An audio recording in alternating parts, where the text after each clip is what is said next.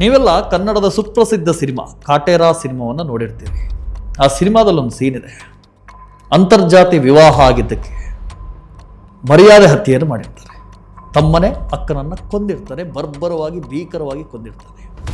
ನಿಮಗೆಲ್ರಿಗೂ ಆ ಸಿನಿಮಾದ ಆ ದೃಶ್ಯ ನಿಜಕ್ಕೂ ನೆನಪಿರುತ್ತೆ. ಇದೇ ಥರದ ಒಂದು ಘಟನೆ ಪಕ್ಕದ ರಾಜ್ಯ ಆಂಧ್ರ ಪ್ರದೇಶದಲ್ಲಿ ನಡೆದಿದೆ.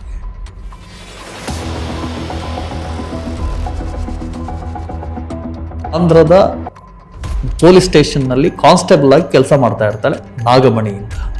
ಆ ನಾಗಮಣಿ ಎಂಬಾಕೆ ಅಂತರ್ಜಾತಿ ವಿವಾಹ ಆದ್ಲು, ಪ್ರೀತಿಸಿ ವಿವಾಹ ಆದ್ಲು ಅನ್ನೋ ಒಂದೇ ಒಂದು ಕಾರಣಕ್ಕೆ ಆಕೆ ತಮ್ಮ ಪರಮೇಶಿ ಅಂತ ಅವನು ನಡು ರಸ್ತೆಯಲ್ಲೇ ಅಕ್ಕನನ್ನ ಭೀಕರವಾಗಿ ಭೀಭತ್ಸವಾಗಿ ಅತ್ಯಂತ ಕ್ರೂರವಾಗಿ ಕೊಚ್ಚಿ ಕೊಲೆ ಮಾಡಿದ್ದಾನೆ. ಪೊಲೀಸರೇ ಒಂದು ಕ್ಷಣ ದಂಗು ಬರೆದಿದ್ರು. ಅಂಥ ಕೊಲೆ ಅದು ಅಕ್ಕ ಬರ್ತಾಳೆ ಅಂತೇಳಿ ಹೊಂಚು ಹಾಕಿ ಕೂತು ಕೊಂದಿರ್ತಾನೆ. ಕಾರಣ ಇಷ್ಟೇ, ಅಕ್ಕ ಅಂತರ್ಜಾತಿ ವಿವಾಹ ಆಗಿದ್ದಾಳೆ, ಬೇರೆ ಜಾತಿಯ ಹುಡುಗರನ್ನ ವಿವಾಹ ಆಗಿದ್ದಾಳೆ, ಮದುವೆ ಆಗಿದ್ದಾಳೆ ಅನ್ನೋ ಒಂದೇ ಒಂದು ಕಾರಣಕ್ಕೆ ಈ ರೀತಿಯ ಭೀಭತ್ಸ ಕೊಲೆ ನಡೆದಿದೆ. ಆಗಿದ್ದೇನು, ಈ ನಾಗಮಣಿಗೆ ಮೊದಲೇ ಒಂದು ಮದುವೆ ಆಗಿರುತ್ತೆ.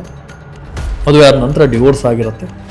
ಅದಾದ ಬಳಿಕ ಆಕೆ ಕೆಲಸ ಮಾಡಿಕೊಂಡು ಕಾನ್ಸ್ಟೇಬಲ್ ಆಗಿ ಕೆಲಸ ಮಾಡಿಕೊಂಡು ಅವಳು ಪಾಡ್ಕೊಂಡು ಇಡ್ತಾರೆ. ಒಂದು ತಿಂಗಳ ಹಿಂದೆ ಶ್ರೀಕಾಂತ್ ಅನ್ನೋ ಮತ್ತೊಬ್ಬ ಹುಡುಗನ ಜೊತೆ ಆಕೆ ಮದುವೆ ಆಗುತ್ತೆ. ಡಿವೋರ್ಸ್ ಆದ ನಂತರ ಇಬ್ಬರು ಪರಿಚಯ ಆಗ್ತಾರೆ, ಶ್ರೀಕಾಂತ್ ನಾಗಮಣಿ. ಆ ಪರಿಚಯ ಪ್ರೀತಿಯಾಗಿ ಬದಲಾಗೋದಕ್ಕೆ ಹೆಚ್ಚು ಸಮಯ ತೆಗೆದುಕೊಳ್ಳೋದಿಲ್ಲ. ತಿಂಗಳ ಹಿಂದೆ ಮದುವೆ ಆಗಿರ್ತಾರೆ ಶ್ರೀಕಾಂತ್ ನಾಗಮಣಿ. ಸೊ ನಾಗಮಣಿ ಎಂದಿನಂತೆ ಕೆಲಸಕ್ಕೆ ಅಂತ ಹೇಳಿ ಹೋಗ್ತಾ ಇರ್ತಾಳೆ.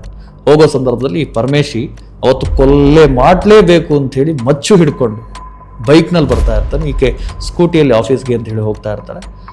ಆ ಸಂದರ್ಭದಲ್ಲಿ ಫಾಲೋ ಮಾಡ್ಕೊಂಡು ಬಂದು ಸ್ಕೂಟಿಗೆ ತನ್ನ ಬೈಕ್ನಲ್ಲಿ ಗುದ್ದಿ ಆಕೆಯನ್ನು ಕೆಳಗಡೆ ಬೀಳಿಸಿ ಆತ ತಂದಿದ್ದಂಥ ಮಚ್ಚಿನಲ್ಲಿ ಆಕೆಯನ್ನು ಬರ್ಬರವಾಗಿ ಕತ್ತು ಕುಯ್ದು ಹತ್ಯೆ ಮಾಡ್ತಾನೆ, ಕೊಚ್ಚಿ ಕೊಚ್ಚಿ ಕೊಲೆ ಮಾಡ್ತಾನೆ. ಅತ್ಯಂತ ಭೀಕರವಾದಂಥ ದೃಶ್ಯ ಅದು. ತಮ್ಮನೇ ಅಕ್ಕನನ್ನು ಕೊಲೆ ಮಾಡಿರುವಂಥ ಘಟನೆ ಏನು.